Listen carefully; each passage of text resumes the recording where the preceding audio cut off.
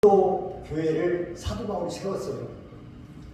그런데 고린도 교회 성도들이 사도 바울을 인정을 못하는 거예요. 사도라고 인정을 못하고 배척하기 시작하는 거예요. 그래서 사도를 배척하는 성도들이 너무나 많이 생겨서 사도 바울이 편지도 하고 배척하는 그 사람들을 모아놓고 설득도 시켜보고 별짓을 다 했는데 오히려 더 악화되고 더 심하게 된 거예요. 그래서 불안에 떨고 초조에 떨면서 자기 제자 디도에게 편지를 썼어요. 이 편지를 네가 가지고 가서 고린도 교회 성도들을 좀 설득 좀 시켜라. 그런데 디도가 그 사도 바울의 편지를 가지고 고린도 교회에 가서 그 성도들을 설득을 시켜요.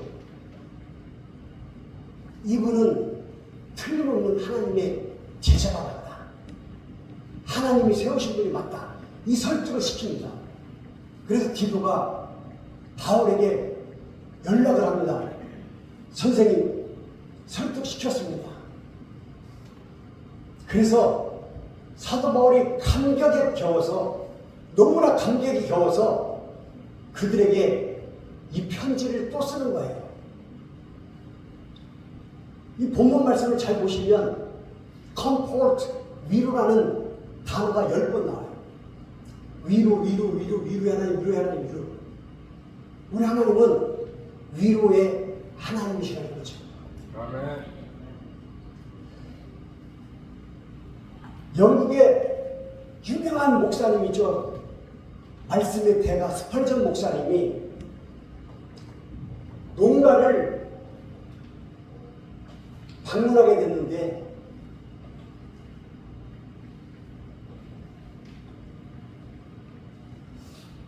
그 농가 마을 입구에 풍향계가 서 있는 거예요.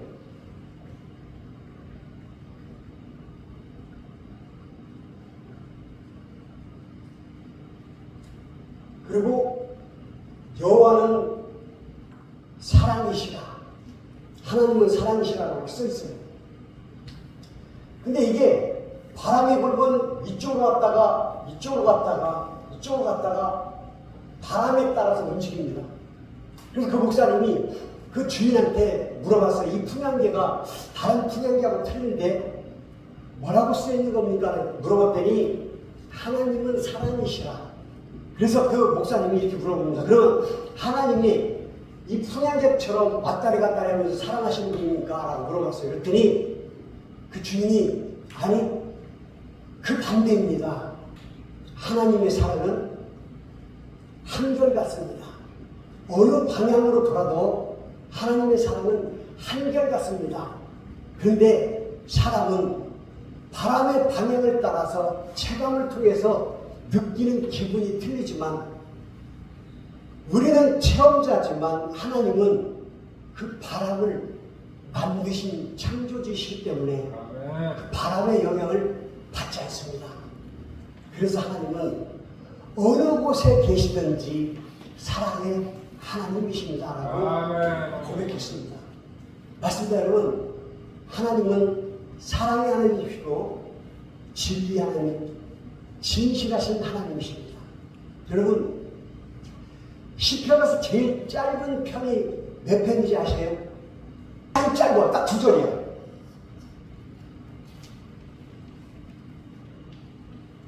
117편이 1절, 2절로 되어 있어요. 찬송하려다.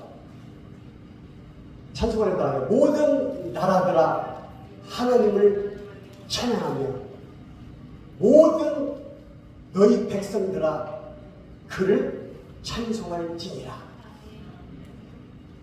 우리에게 향하신 여호와의 인자심이 크심이고 그의 여호와의 진실하심이 영원함이로다. 할렐루야. 이렇게 끝나요. 딱 2절입니다. 여호와의 진실하심이 영원함이로다. 일 수도 있어요.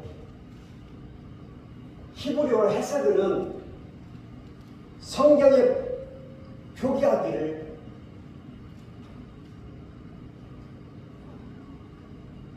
인자라고 설명하는데요. 이 헤세드의 뜻이 너무나 광활해서 은혜, 자비, 사랑, 이 모든 것이 다 포함된 것을 헤세드 그래요. 그리고 히브리어예요.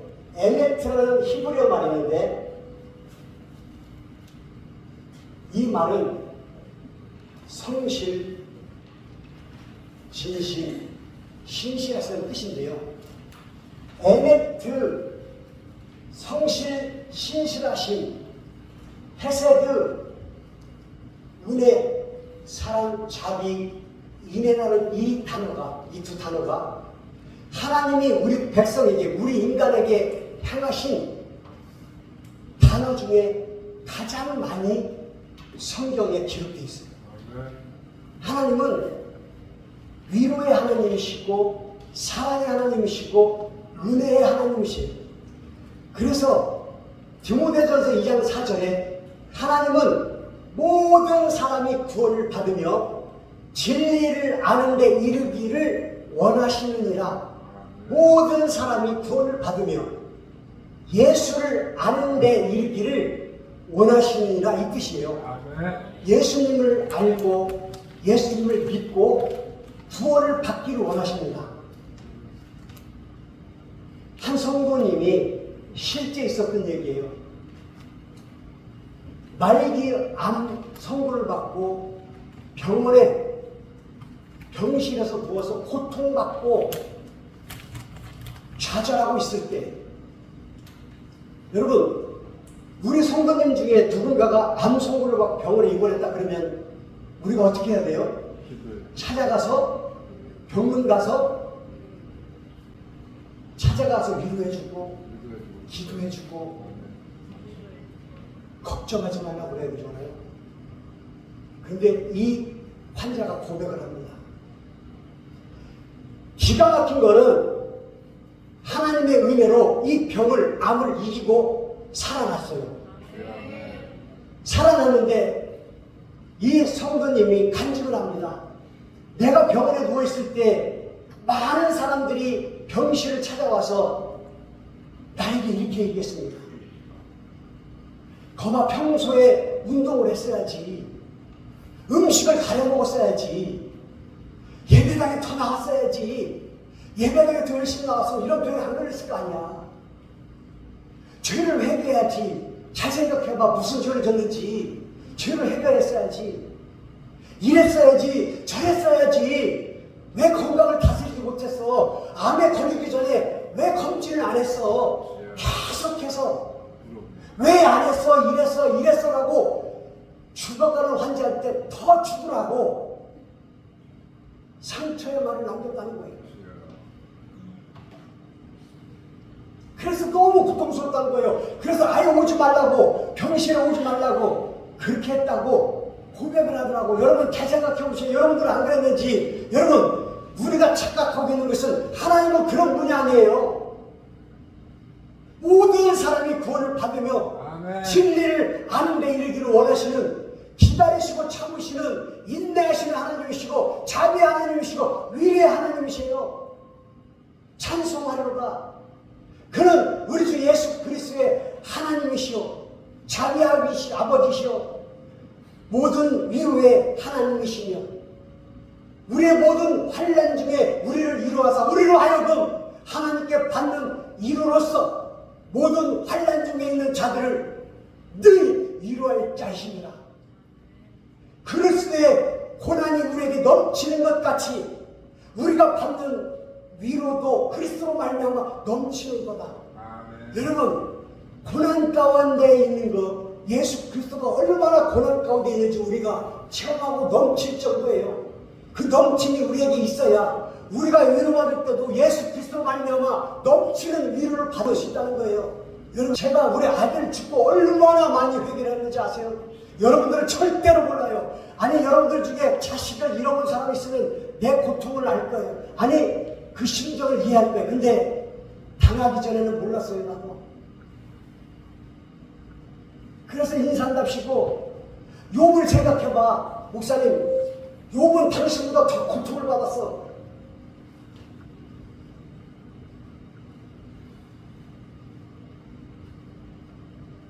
네 아들이 죽어봤어? 욥의 고통을 네가 겪어봤어? 얼마나 내가 흥분했는지 몰라요. 저도 그랬어요. 저도 그런 고통을 겪기 전에는 하나님을 믿으니까 하나님께 맡기고 목사랍시고 하나님이 천국에 데려가 그런 일들이 있으시에 눈물을 흘리면 성도들이 이해를 못해요. 절대로 우리가 함부로 입을 벌어서 함부로 일어납시고 쉽게 얘기하면 안 돼요. 가장 감사한 분이 뭔지 아세요? 가만히 와서 손을 잡아주면서 같이 우는 거예요. 알고 봤더니 그분 아들도 죽은 그런 일이 있었더라고요. 그분은 내 마음을 알고 있었던 거야. 여러분, 하나님은 위로를 하시는 하나님이지 저주하는 하나님이 아니에요. 욕을 하고 왜 그랬냐고 따지는 분이 아니에요. 오히려 자기 독생자 예수 그리스도를 우리에게 보내주셔서 죽게 하신 분이에요. 왜 그랬을까요? 왜 예수님이 죽으셨을까요? 왜 예수님이 직접 십자가에 못 박혀 죽으셨을까요? 우리 인간을 체험하신 거예요. 우리의 고통을 직접 당하신 거예요. 그 고통을 통해서 우리의 죄를 투속해 주시고 그 죄값으로 그 고통의 값으로 예수님이 다시 구원하신 거예요. 여러분, 고린도전서 6장 17절에 나와 있어요. 예수님과 합체된 자는 한 영이시니라. 아니, 그 뜻이 아니에요. Whoever is united with the Lord. 주님과 함께 합체한 자는, 주님과 함께 일체한 자는 is one with him in spirit. 그분 안에, 성령 안에 함께한 자로다. 예수 그리스도와 하나가 된 자는 그분의 성령 안에 하나가 되니라. 여러분, 이 성경의 요한복음 14장 16절에 성령님을 보혜사라고 표현하고 있어요. 파라클레토스라고 헬라어로 나와요. 이게 보혜사예요. 헬라어로 파라클레토스. 파라가 곁에 그 뜻이에요. 클레토스가 돕다. 그래서 영어에는 helper, 돕는 자 이렇게 나와 있어요. 성령님은 우리 곁에서 항상 도우시려고 애쓰는 분이시다 그 뜻이에요. 성령님은 교회 안 나오는 자를 저주하고 예수님을 안 믿는다고 뺀디거리는 사람을 저주하고 미워하고 배척하고 그러는 것이 아니라 믿지 않을지라도 예배를 안 드릴지라도 기다리시면서 예배 들으러 나오시기까지 기다리시면서 사랑으로 위로하시고 곁에서 돕고 계시는 그분이 하나님이십니다. 그분이 하나님이십니다. 여러분, 하나님은 모든 환난 중에 있는 자들을 늘 위로하게 하시는 하나님이시다라고 기억하고 있잖아요. 모든 환난 중에 있는 예수님을 믿는 자만, 예수님을 안 믿는 자만, 아니 모든 자들을 위하여 능히 위로하게 하시는 자이십니다. 그런데 예수님을 안다면, 예수님을 믿는다면 그분의 고난을 알 것인데 예수님을 모르기 때문에 그분이 얼마나 고통스럽고 고난당했는지 십자가의 죽음을 깨달을 수가 없잖아요. 그래서 예배를 드려야 되고 그래야 말씀을 알아야 되는 거예요. 이 말씀을 알고 예수님을 안다면 그분의 고난을 조금이라도 느껴보고 그분의 고통이 얼마나 심했는지를 조금이라도 느낄 수 있거든요. 그리스도의 고난이 우리에게 넘치는 것 같이 우리가 받는 위로도 그리스도로 말미암아 넘치는 도다. 이 말뜻을 이 독생자 예수님을 십자가에 못 박혀 죽으시게 하신 하나님의 심정, 그 아버지의 심정이 누구를 저주하고 누구를 배척하게 하신 그 희생의 사랑이 아니라 누구라도 예수님을 믿는 사람이나 믿지 않는 사람 누구라도 위로하시고 사랑하시고 자비하시고 신실하신 하나님이심을 믿으셔야 됩니다. 그렇다면 우리가 그분의 자녀로서 위로하시는 하나님이시라면 우리도 위로하는 자녀가 되어야 되겠죠.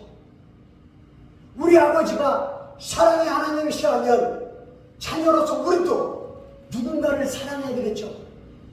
사랑하고 위로하고 섬겨주고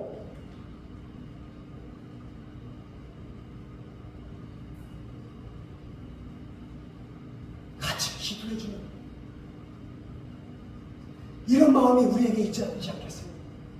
여러분,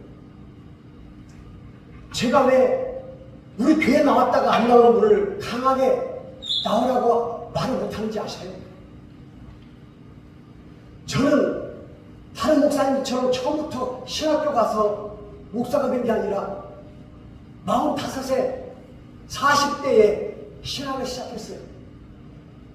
세상 것 다 겪어보고 자살도 시도해보고 돈도 벌어보고 망해도 보고 다 겪어봤어요.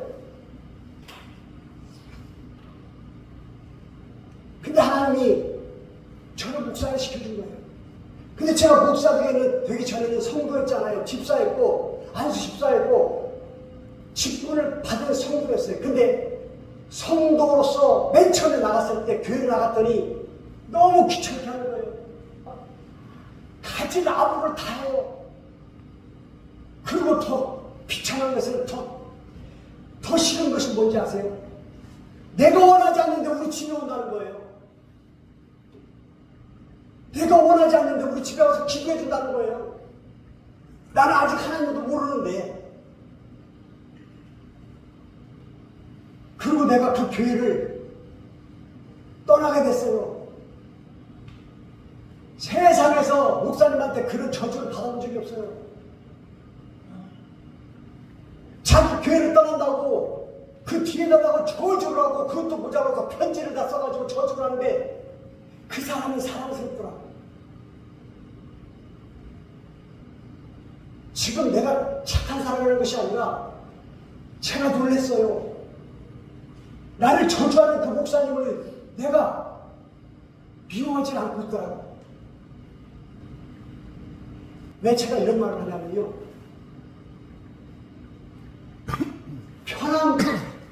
평안을 위해서 이리 왔잖아요. 위로받기 위해서 이 자리에 왔잖아요. 세상에서 고통받고 세상에서 정말로 지긋지긋한 돈 때문에 이리 치고 저리 치고 부딪히고 여기 오면 하나님이 위로해 주실까봐 왔는데 거기에다가 모자라서 목사까지 성도들까지 그 사람을 힘들게 만든다면 그분은 어디로 갈까요?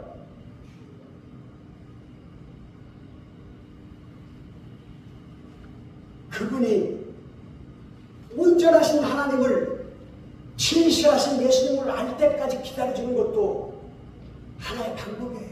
아멘, 아멘, 아멘, 아멘. 교회를 떠나는 이유가 많아요.